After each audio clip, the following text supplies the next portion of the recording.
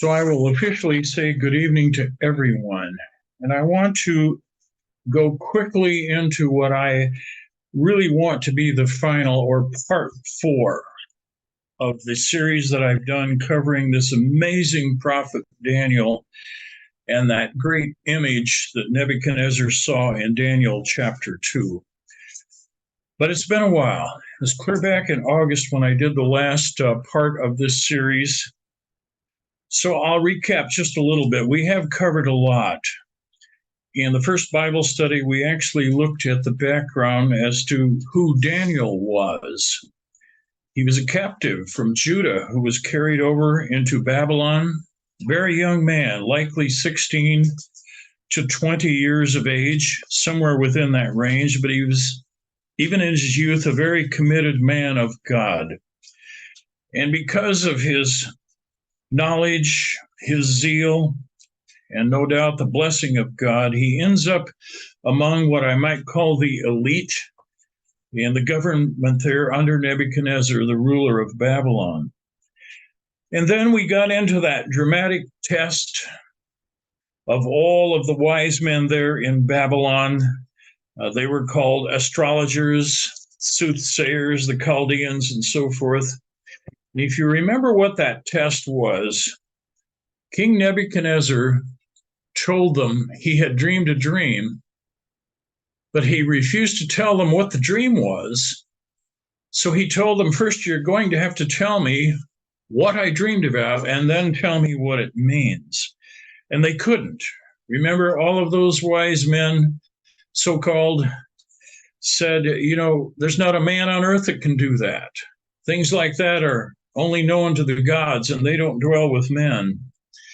And Nebuchadnezzar issued the order to execute all of those soothsayers, astrologers, the wise men, and so forth. But Daniel found out he apparently wasn't right there when that initial request went out, but Daniel requested time, and he went to God, along with Shadrach, Meshach, and Abednego, his three companions that are also mentioned there.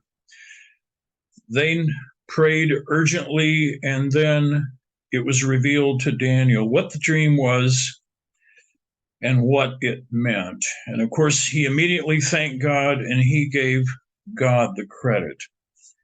In the second Bible study, then, we really got into that. He was able to tell Nebuchadnezzar what he had dreamed. He said, you saw this great image, and it had four distinct parts. Remember that? The head of gold. It was obviously a human form, but it had a head of gold, chest and arms of silver, belly and thighs of brass, feet of iron, legs of iron, and then feet with the 10 toes mixed with iron and ceramic clay. And then he goes on to reveal what it actually meant, that it would be four succeeding dominant world ruling kingdoms. In part 3, we covered the first two of those four succeeding kingdoms, starting with the Babylonian kingdom. And if you remember that, I'll just quote it. Daniel said, that head of gold, he says, it's you, O king, you, Nebuchadnezzar, you are a king of kings. And then he goes on, tells him that he would be succeeded by another, weaker than him, that is, in quality, but not in strength. And remember what we did go through. Gold, of course, a very precious metal, and that's what the head looked like. But then silver, the chest and arms. Now that's still that's a precious metal, but not worth nearly as much. Then bronze, going on down, and then again the iron, and finally iron mixed with ceramic clay. So we talked about the fact that Babylon was this first kingdom, the head of gold. The second one, the chest and the arms. The silver was the Medo-Persian Empire, as it's called in history. And we used to cover these things or talk about these things a lot more in the church. And I think it's timely that we go back and talk about them again. So I'm going to proceed this evening by going to the third and the fourth parts of the image and then talk about what they represent. So I'll immediately go into that third part of that image back in Daniel 2. Maybe it would be okay to, I hadn't necessarily intended to do this because I will have to press on pretty diligently to cover all this evening, but back in Daniel 2, and maybe you're already there, Daniel tells him, that is Nebuchadnezzar, Daniel 2, verse 36, this is the dream. Now we will tell the interpretation of it to the king. And that's where he said, verse 37, you, O king, are a king of kings, for the God of heaven has given you a kingdom, power, strength, and glory. And then he goes on and expands upon that. End of verse 38, you are this head of gold. Verse 39, but after you shall arise another kingdom inferior to yours. And then he very quickly says, then a third kingdom, another of bronze, which shall rule over all the earth. And then the fourth kingdom, verse 40, shall be as strong as iron. And this is what I was quoting earlier. And we'll talk about that more this evening. But again, that's the image, and that's what it pictured. Now, the third part of it then, the belly and thighs of bronze. This goes into a later period, and it's one that is in place between what we read at the end of the Old Testament and before what we begin to read in the New Testament. And it is as we've generally called it, the Greco-Macedonian Empire, emanating out of Macedonia and Greece. So this occurred within a period after the dominance of the Medo-Persian Empire, but before the beginning of this last part, and I'll get into that.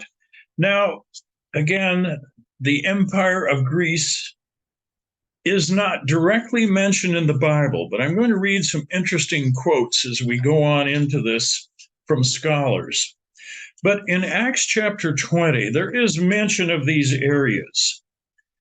In Acts chapter 20, and I won't comment about the context, but verse 1, very first verse, Acts 20, after the uproar had ceased, Paul called the disciples to himself, embraced them, and departed to go to Macedonia. So when we talk about the Grecian or Greco-Macedonian Empire, we're talking about an empire that was centered in these areas. So here Macedonia is named, and then when he had gone over that region and encouraged them, and with many words he came to Greece and stayed 3 months. And so, again, the areas are mentioned here, but we have nothing about the kingdom. If you want to back up to Acts chapter 16, we'll find mention of this. In Acts chapter 16, I'll break into this story because, again, without talking about anything in context here, but verse 9, Acts 16, verse 9, and a vision appeared to Paul in the night. A man of Macedonia stood and pleaded with him, saying, come over to Macedonia and help us. And after he had seen that vision, immediately we sought to go to Macedonia, because he understands that the Lord had called them to preach the gospel there. So again, we find mention of these places later on, even in verse 12, it's repeated again, Macedonia, a colony. So mention of the areas where the kingdom is centered, but nothing about this kingdom. Now, I want to read a few things, though, from scholars outside of the Church of God. And I found this very interesting as I was reading and preparing. I read a lot, but I tried to just pare it down and glean what would be critically important. It is interesting to me that so many scholars turn to the book of Daniel, and you know what they say?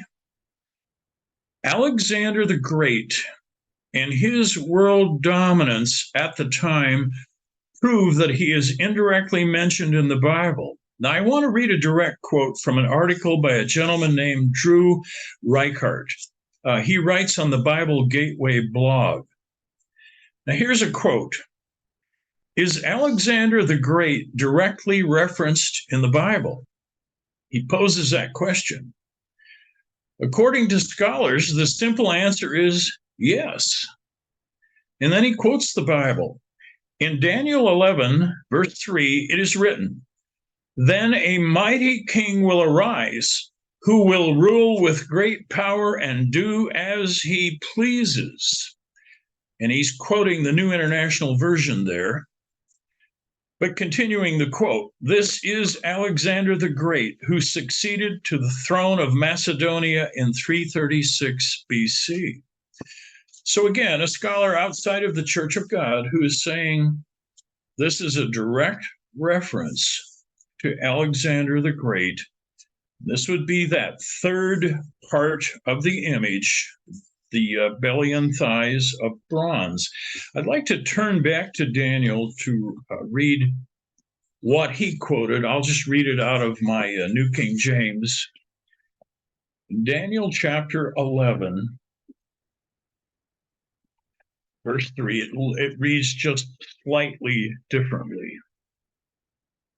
Verse 3, then a mighty king shall arise, who shall rule with great dominion and will do according to his will. But the NIV, again, is probably a pretty good translation. It says, and he will do as he pleases. And we'll talk a little bit more about Alexander and what he was like. I want to quote from another article, and this article is titled, Was Alexander the Great in the Bible? This is an article written very recently by a gentleman named Stephen Moore. And when I say recently, it was written just over 2 weeks ago, October 15, 2023. He writes that Alexander was prepared very early for a life of conquests, having been given command of an army at age 16. That is really young. And I'll comment just a little bit more about that here in a moment. He quickly subdued an opposing army. And then Moore also writes this, quoting from an ancient history source. After seeing his young son break a horse that no one else seemed able to tame, Philip, I'll pause a moment. This was his father, Philip, a ruler in Macedonia. So now I'll resume this. After Philip, his father, had seen young Alexander break a horse that no one else seemed able to tame, he declared to Alexander, my boy, you must find a kingdom big enough for your ambitions. Macedonia is too small for you. I found that quote very, very interesting. If any of you have studied ancient history and anything about Alexander, he was one ambitious, driven young man. Not always in a good way. I'll be quick to say that. As too many rulers were prone to do, and he also did this, he essentially eliminated, I'll just use that word, he eliminated all opposition early on when he became king or ruler. I'll quote a little more or relate a little more from this article by the fellow named Stephen Moore. He recounted how Alexander, as a new king, dealt with an uprising by those in Thebes. This is another district there nearby in Macedonia. He set out with 3,000 cavalrymen and 30,000 soldiers. Now, in that era, this is a huge force. They were very well trained.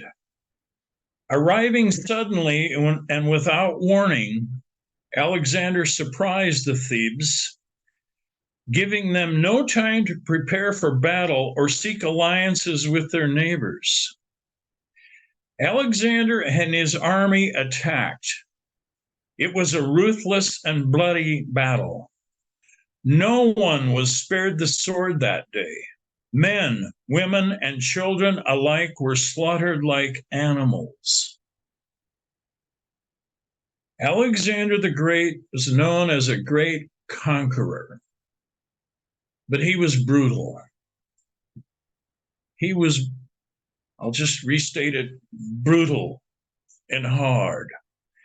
Many surrendered to him without a fight because obviously word of this got out.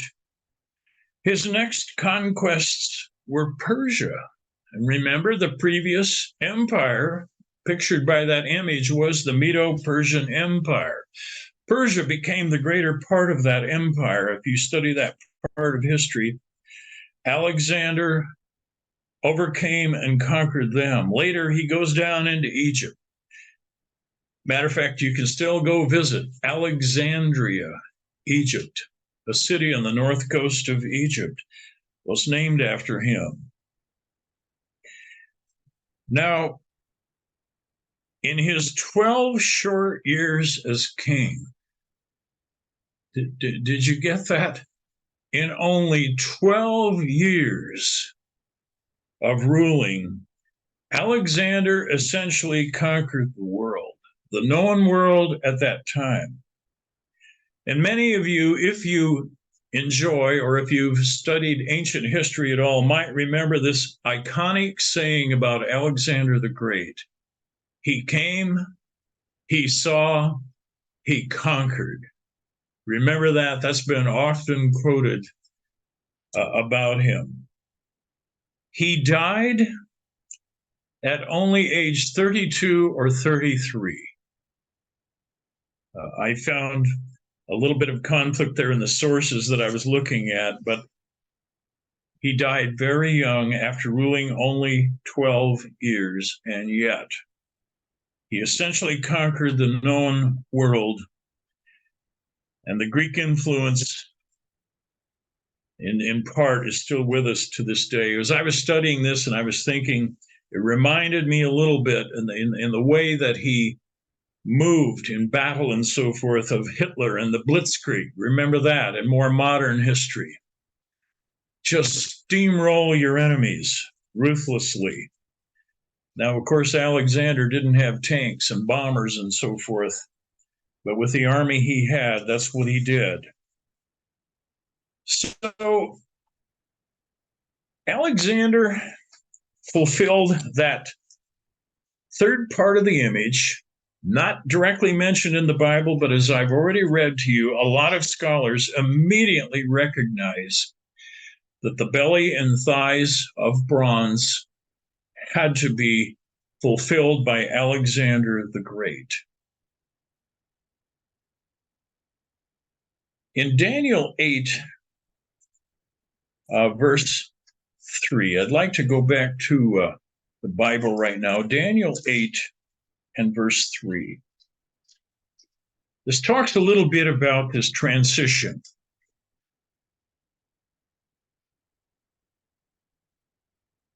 Daniel, again, is given a vision. Matter of fact, verse 2, Daniel 8, verse 2, I saw in the vision, and it so happened while I was looking that I was in Shushan, the citadel. So in vision, he's in a different place, which is in the province of Elam. And I saw the vision that I was by saw in the vision rather, that I was by this river. Now, verse 3, I lifted my eyes and saw, and there standing beside the river was a ram which had two horns. And the two horns were high, but one was higher than the other. And the higher one came up last. I'll read on. Verse 4, I saw the ram pushing westward, northward, and southward, so that no animal could withstand him, nor was there any that could deliver from his hand, but he did according to his will and became great.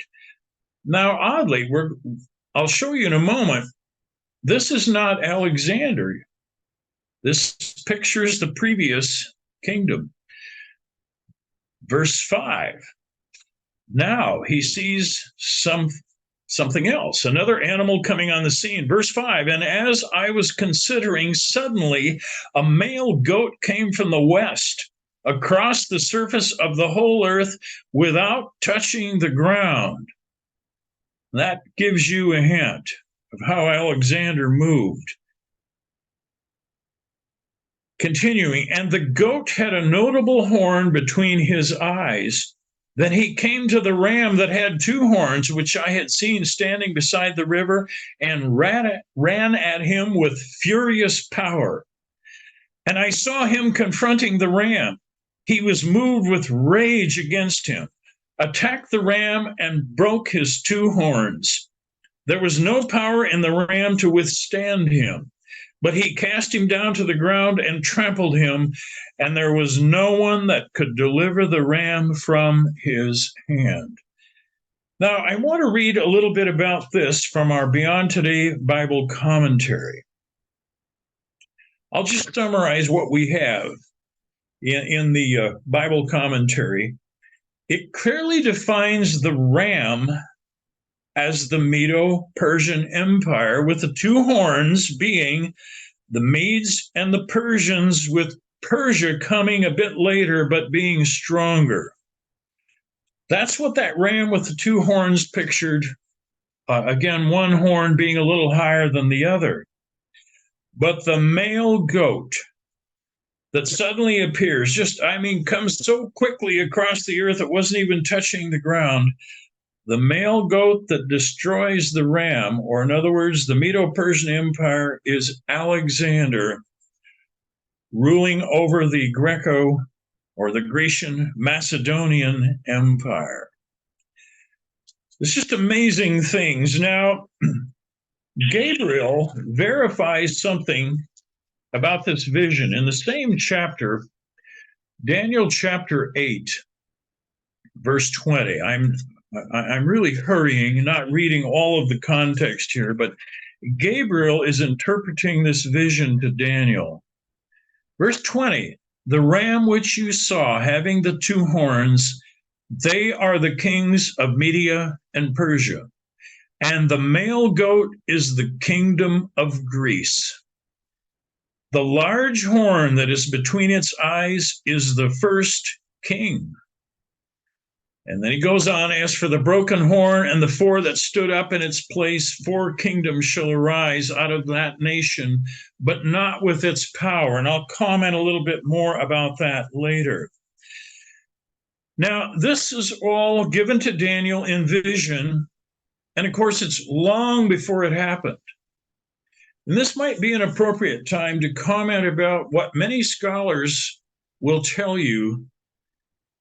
They feel Daniel wrote only the early part of this book, but he could not have written the rest because this all fell in place exactly in the way that it's written here, and scholars just cannot accept the fact that God could inspire one of his prophets to give such an accurate picture of history long before it happened.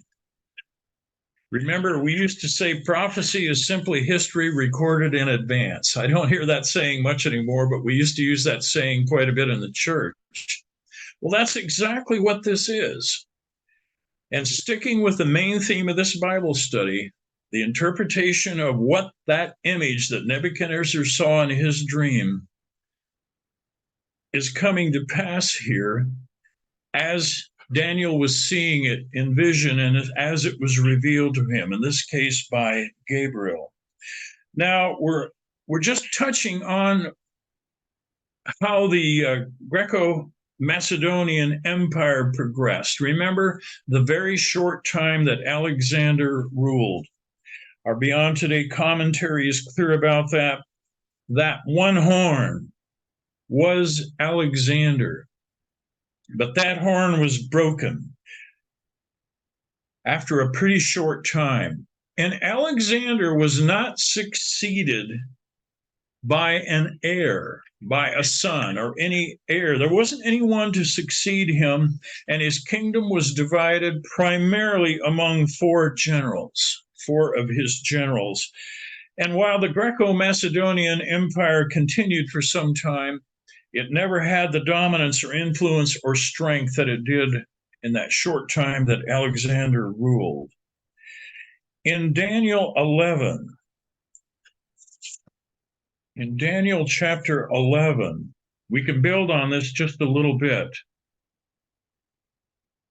I'd like to begin reading with you in verse 2. Daniel 11, verse 2. Again, this is the Archangel Gabriel revealing things to Daniel. Verse 2, chapter 11, and now I will tell you the truth. Behold, 3 more kings will arise in Persia, and the fourth shall be far richer than them all. Now, this is going back just prior to the Greco-Macedonian Empire. The fourth would be Xerxes. If you care to study that further, he's going to be far richer than them all. By his strength, through his riches, he shall stir up all against the realm of Greece. Then a mighty king shall arise, who shall rule with great dominion and do according to his will. Now, I read that earlier because that's even what a Christian writer saw and said, well, this is Alexander. Even though the Greco-Macedonian Empire isn't mentioned in the Bible, going back to Daniel, he said this has to be what it pictures. And when he has arisen, and he certainly did, his kingdom shall be broken up and divided toward the 4 winds of heaven, but not among his posterity. In other words, no direct heir from Alexander inherited his position or his throne. For his kingdom shall be uprooted, even for others besides these. And the kingdom crumbled, if I could put it that way, even further. But again, here's a direct reference to what was going to happen. When we approach prophecy properly, it increases our faith, and it increases our reverence and our deep respect for God Almighty, who inspired these prophecies and then brought them to pass. So I'll confine my comments then about the belly and thighs of brass, picturing the Greco-Macedonian Empire, to what I've just presented. Now, I want to move on to the last part of the image, the legs and the feet of iron, and then at the bottom there, ceramic clay mixed in, because now we're going to talk about the Roman Empire. It gradually arose after the Greek dominance, and it was dominant at the time of Christ and the apostles in the New Testament era. But here's something interesting. Through many successions, it will continue until Christ's return. And once again, we can prove that through prophecies. Rome came to prominence during that roughly 400-year period after we read the last writings of the Old Testament and then begin reading the writings of the New Testament.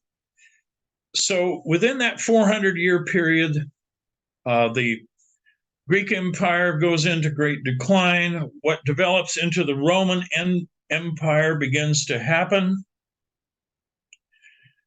During that time, that 400 years, Judah or Israel was first under the thumb of the Greek rulers, gained independence for a brief period of time, and then came under the control of the Roman Empire.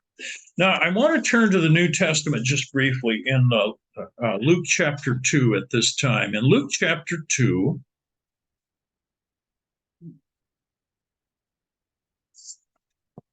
doesn't mention the Roman Empire using that phrase, but we read something very interesting. In Luke chapter 2, verse 1, Very first verse. It came to pass in those days that a decree went out from Caesar Augustus that all the world should be registered.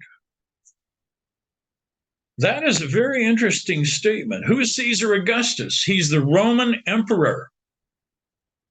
At this time, the beginning of the New Testament era, or near the beginning of the New Testament era, and the Roman emperor issues a decree that all the world should be registered. And so this is a compulsory census. And it's not a census like you and I are used to. Every 10 years here in the United States of America, we have an official census. Someone comes to our home, or in more recent times, a census form is mailed to us, or you can actually do it online. Well, not at that time. If you want to glance at verse 4, well, verse 3, all went to be registered, everyone to his own city. And so Joseph, verse 4, Joseph also went up from Galilee out of the city of Nazareth into Judea to the city of David, which is called Bethlehem, because he was of the house and the lineage of David, and he went there to be registered. They actually had to travel to do this. Now, this shows the authority and the power of the Roman Empire. In Mark 15, Mark 15. I want to read something, if you would just turn back there briefly with me. The power of the Roman Empire.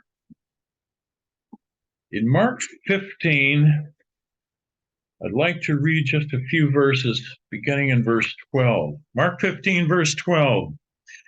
Now this is occurring when the Jews, the Jewish authorities, chief priests, and so forth, have brought Christ before Pilate.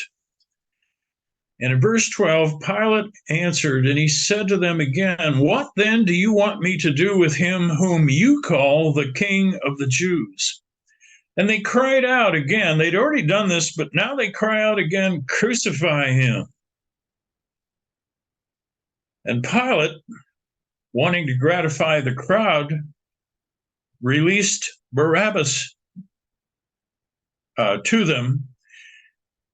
So he gives in to them. I'm not reading much of the context here, but he released Barabbas to them, and he delivered Jesus after he had scourged him to be crucified.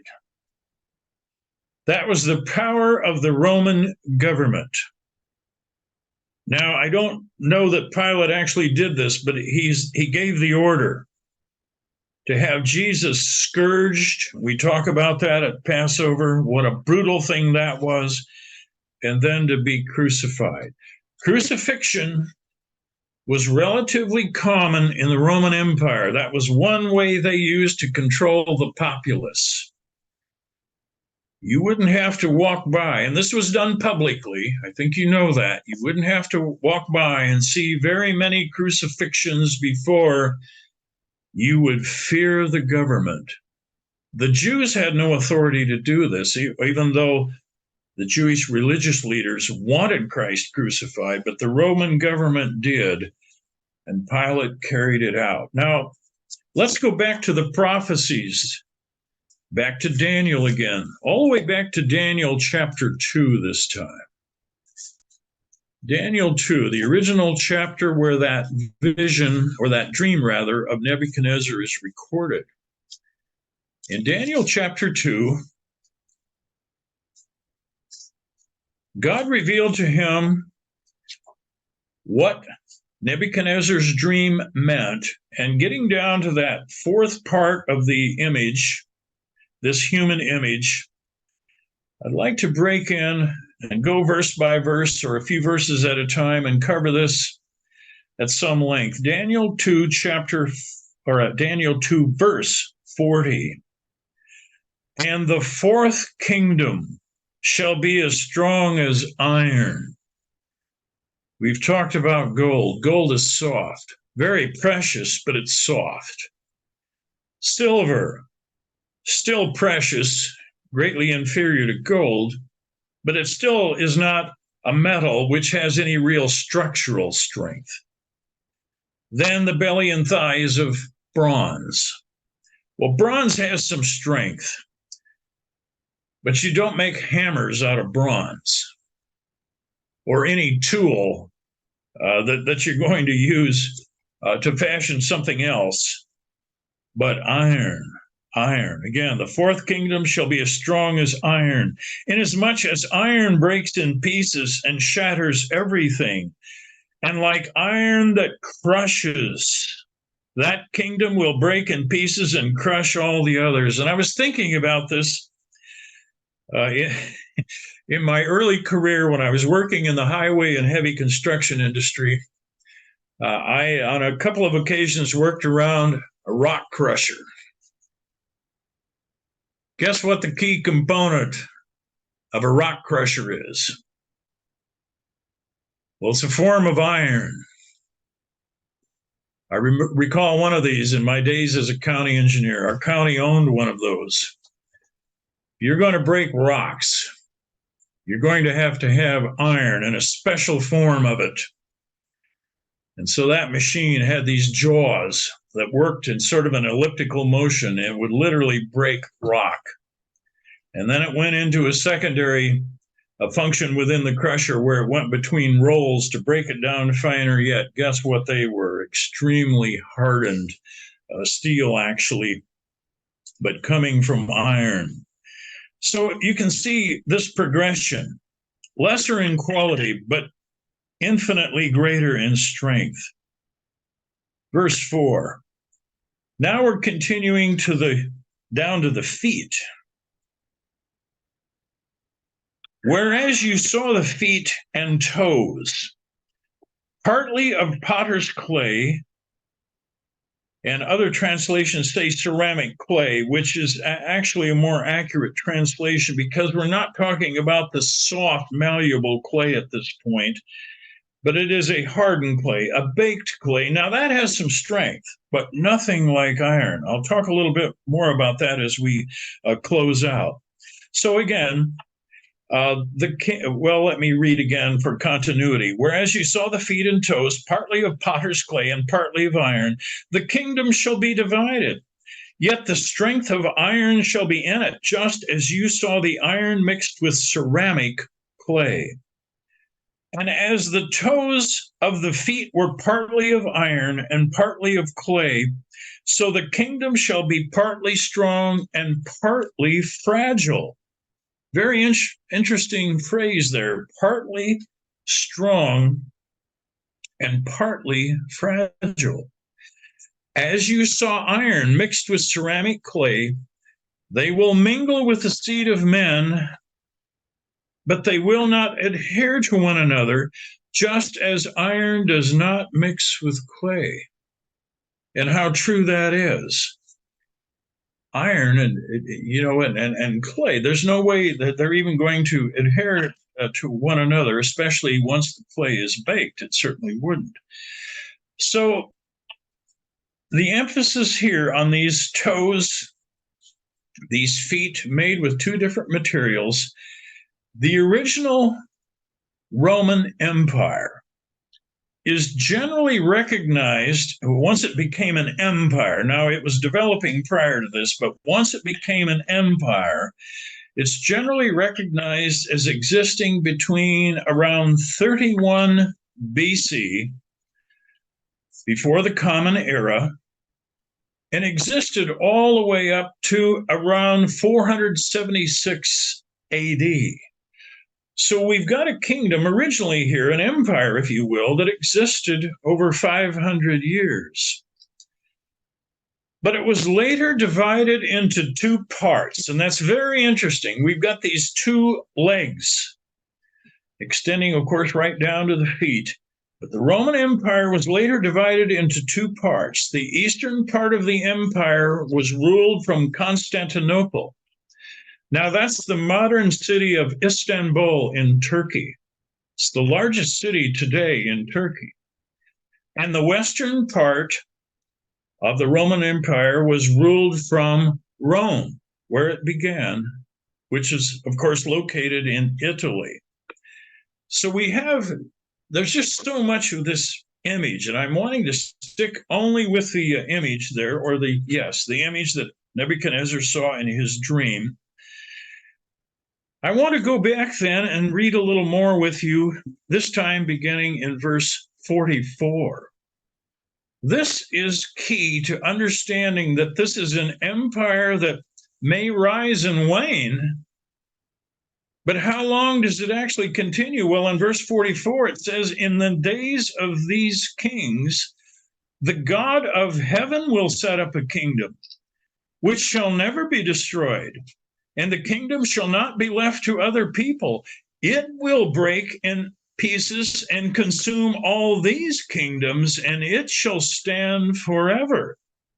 Verse 45, "Inasmuch as you saw that the stone was cut out of the mountain without hands, and that it broke in pieces the iron, the bronze, the clay, the silver, and the gold, the great God has made known to the king what will come to pass after this." And Daniel said, "The dream is certain, and its interpretation is sure." In other words, this is absolute. And King Nebuchadnezzar, I don't need to read on, but if you're glancing ahead, he just fell on his face before Daniel when he heard all of this, because he knew Daniel had accurately related the image that he saw in the dream, and now he has told him what it means. What else does the Bible tell us about this last kingdom that will, in various forms, exist until Christ returns? Because we say that with confidence now because of what we just read. After all of this, even this kingdom of iron, which was crushing all the others, but it's going to be destroyed and replaced by the kingdom of God. So there you have it. So again, it's going to exist in various forms until Christ returns and sets up his kingdom. What should we be looking for? And once again, as I was preparing,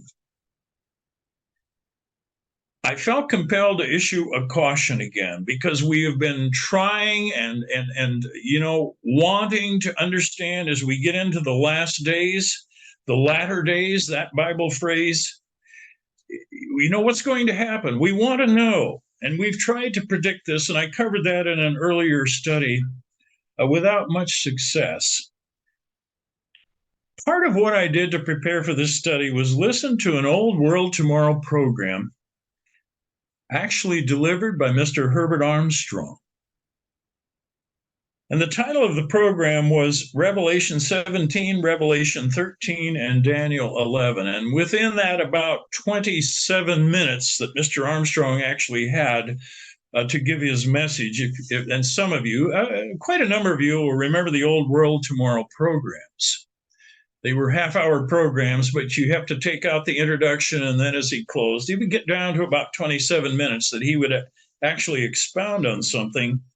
And within that short time, less than half the time I'm going to take for this study, he covered things in Revelation 17, Revelation 13, Daniel 11, and he even went back a little further to Daniel 7 and briefly to Daniel 2, where we have been.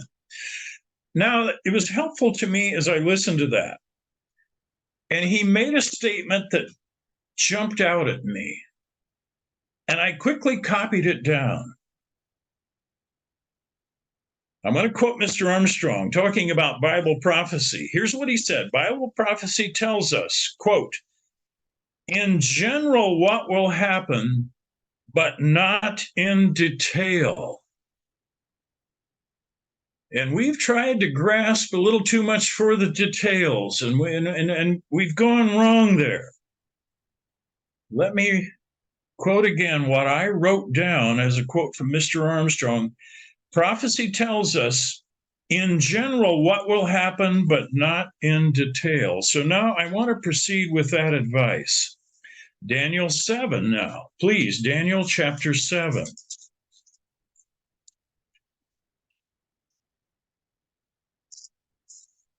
If you're there with me in Daniel 7, I'd like to begin in verse 7. Previously, Daniel had again in visions had seen these various animals, but I don't really have time to read that. But in verse 7, after this, I'm getting to the last part of it. I saw in the night visions, and behold, a fourth beast. Now, this correlates to the legs and feet of the image. A fourth beast, dreadful and terrible, exceedingly strong.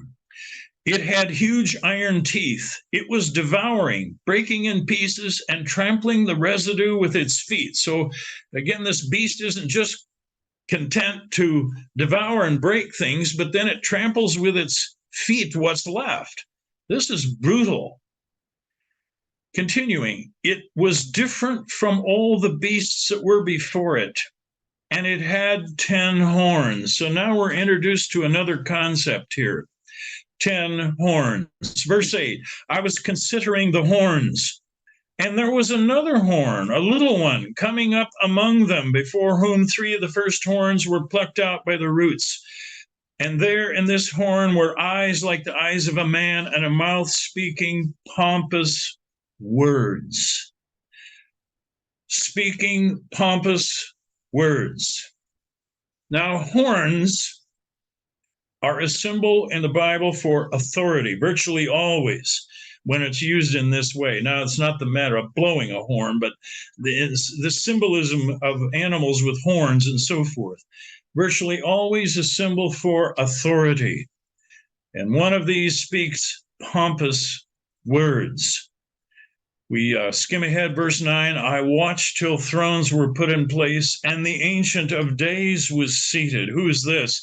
His garment was white as snow, and the hair of his head was like pure wool. His throne was a fiery flame, its wheels a burning fire. And it goes on, if you want to skim ahead. Thousands and thousands were ministering unto him. This is none other than God the Father.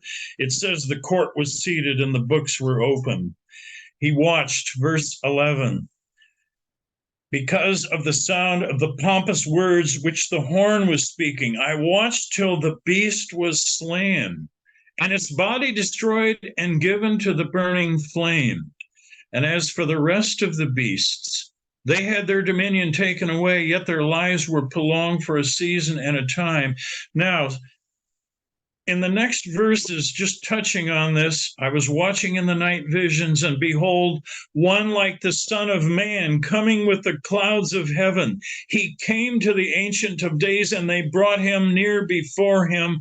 Then to him was given dominion and glory and a kingdom, that all peoples, nations, and languages should serve him. His dominion is an everlasting dominion which shall not pass away, and his kingdom the one which shall not be destroyed. So once again, we're talking about this empire, the Roman Empire, which in various forms will continue right up until the time this happens, when Jesus Christ is given the word. Remember what he said, that day and hour no man knows except the Father.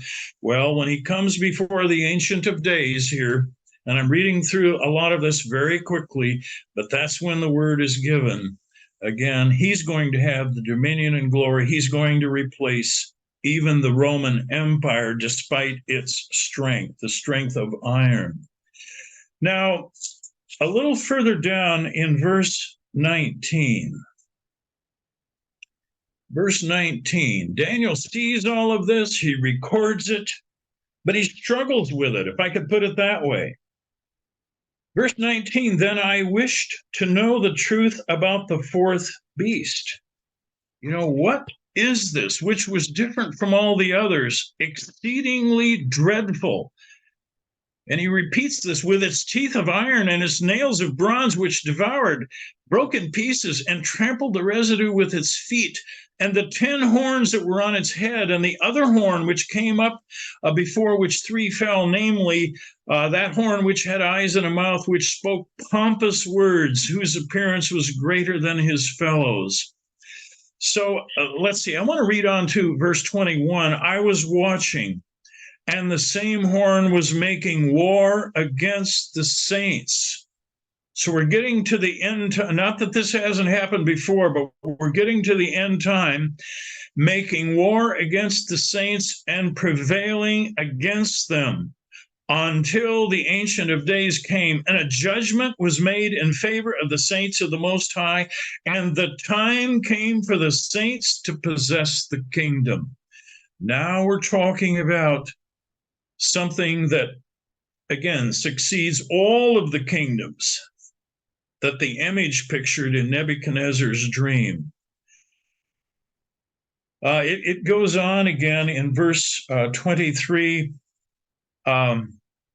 Thus he said, the fourth beast shall be a fourth kingdom on earth, which shall be different from all other kingdoms, and shall divide. It goes on and repeats this. Verse 24, the 10 horns are 10 kings who shall arise from this kingdom, and another shall arise after that one. And it just repeats and repeats and repeats. But verse 26, but the court shall be seated, and they, that is the saints, shall take away his dominion to consume and destroy it forever. Then the kingdom and the dominion and the greatness of the kingdom under the whole heaven shall be given to the people, the saints of the Most High. His kingdom is an everlasting kingdom, and all dominions shall serve and obey him. So this is the sure word of prophecy, and despite the incredible strength of iron, and what that represented, the Roman Empire, it's going to be crushed and destroyed ultimately too. Now, a little bit from our Beyond Today Bible commentary. The Roman Empire fell in ancient times, yet the empire was to continue until the end time glorious coming of Christ. How could this be? Well, there would be revivals of the Roman Empire. The 10 horns of this vision are consecutive. Unlike the 10 simultaneous kings represented by the 10 toes in Nebuchadnezzar's dream. So I hope I'm not going too fast. There's 10 horns, there's 10 succeeding revivals of the Roman Empire. But then later, there's another 10 kings who are going to be ruling simultaneously, and I will read about that. So our Beyond Today Bible commentary on Daniel chapter 7, I feel is very good. I would just encourage you to go and read that. And we have other resources on this as well. But it does clearly explain. First, we have 10 horns. There has been, and our commentary goes through this, 9 revivals of the Roman Empire in various forms, and the most recent being in partnership with Mussolini, Adolf Hitler, who sought restoration of the imperial Roman tradition in Germany. And I want you to note this. The Vatican signed a concordat with Hitler in 1933, protecting the rights of the church in Nazi Germany and giving Hitler's regime an outward semblance of legitimacy. Then our Beyond Today commentary continues. This little horn, the one speaking blasphemous words, is guilty of great blasphemy and wickedness. And then it has a quote out of Adam Clarke's commentary regarding this horn. Regarding the phrases, he shall speak great words against the Most High. And it says it could be rendered, he shall speak as if he were God. And our Beyond Today commentary bluntly states, to none can this apply so well or so fully as to the popes of Rome. They have assumed infallibility, which belongs only to God. And I'm talking about this bluntly and probably not politically correct. But we need to understand, and for you old timers, we need to renew our understanding of this. Now, one revival remains. Let me go now out to Revelation chapter 17. Speaking of the same thing, but now the final revival of what the feet is picturing. In Revelation 17, I'm going to begin reading with you in verse 3. Verse 3, Revelation 17 says, "So he carried me away in the Spirit." Now, this, of course, is the Apostle John receiving, through inspiration of the Holy Spirit, vision and understanding. So he's carried away in spirit into the wilderness, and I saw a woman sitting on a scarlet beast, which was full of names of blasphemy, having 7 heads and 10 horns. The woman was arrayed in purple and scarlet, and adorned with gold and precious stones and pearls, having in her hand a golden cup. Now, this is all these beautiful things outwardly: purple, scarlet, adorned gold, precious stones and pearls, and having in her hand a golden cup. But what is in the cup? Full of abominations and the filthiness of her fornication. And on her forehead a name was written: Mystery, Babylon the Great, the mother of harlots and of the abominations of the earth. And in verse 6, I saw the woman drunk with the blood of the saints and with the blood of the martyrs of Jesus. And when John saw her, he said, I marveled with great amazement. So what we're reading about here is this little horn, pictured in this case as a woman. By the way, the woman, there are 2 women in Revelation, aren't there? If we were face to face in the same room, it would be interesting to interact a little bit here, but there are 2 women distinctly mentioned in Revelation. This is one of them. This is one of them. The great harlot, a false church. Who's the other woman in Revelation? The other woman is the true church. I don't have time to go there, but in Revelation 12, it talks about the woman being given the 2 wings of a great eagle symbolically. And she's taken into the wilderness and protected for a time and times and half a time during the Great Tribulation. This all occurs at the very end. So let me go to verse 12, same chapter, Revelation 17, verse 12.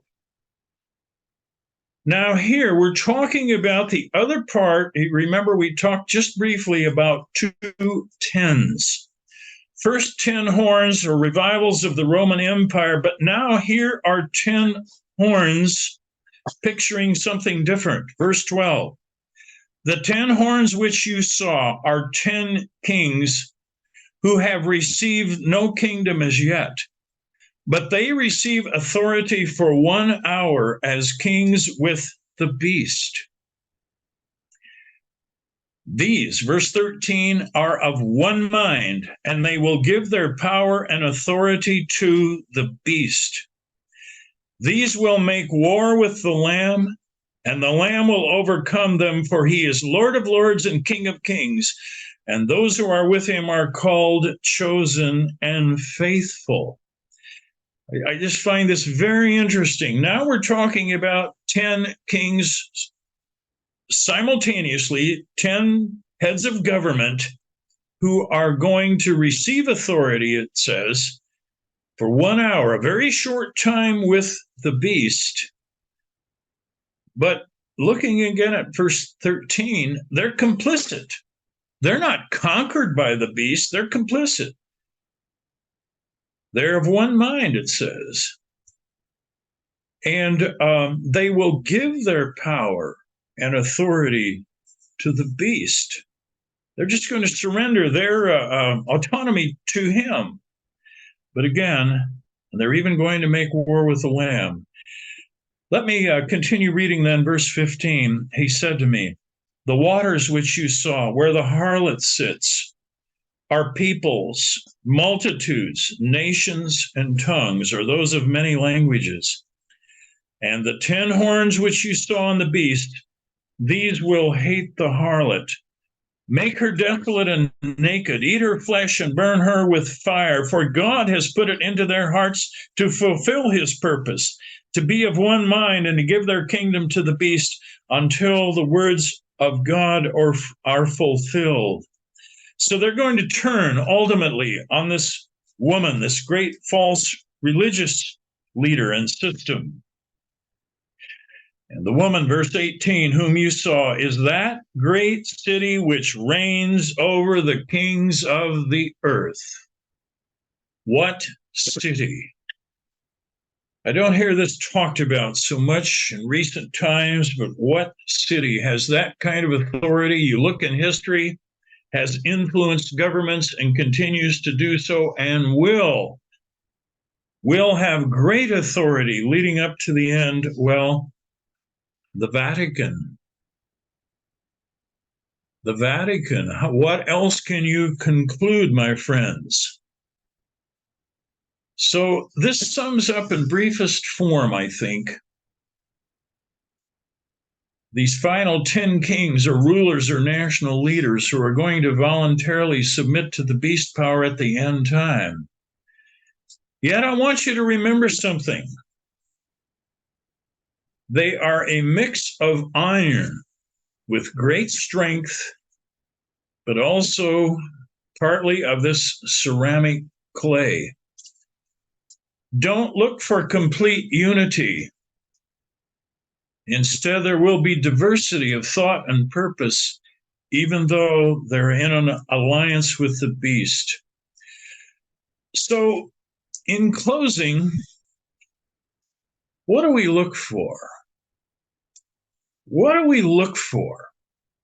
Remember Mr. Armstrong's advice, and it was very good. Prophecy tells us in general what will happen, but not in detail. So in general, what do we look for? Well, we look for a great dominant beast power that is yet to come. We don't see it yet today. The United States of America, despite being in a weakened state, is still the strongest military power in the world. But a great dominant beast power is yet to come. Number one, that's what we look for, watch for. Number two, what are we watching for? Well, great influence from this religious harlot and an individual within that system speaking great pompous words, even potentially claiming to be God or speaking in behalf of God. That's the second thing we look for.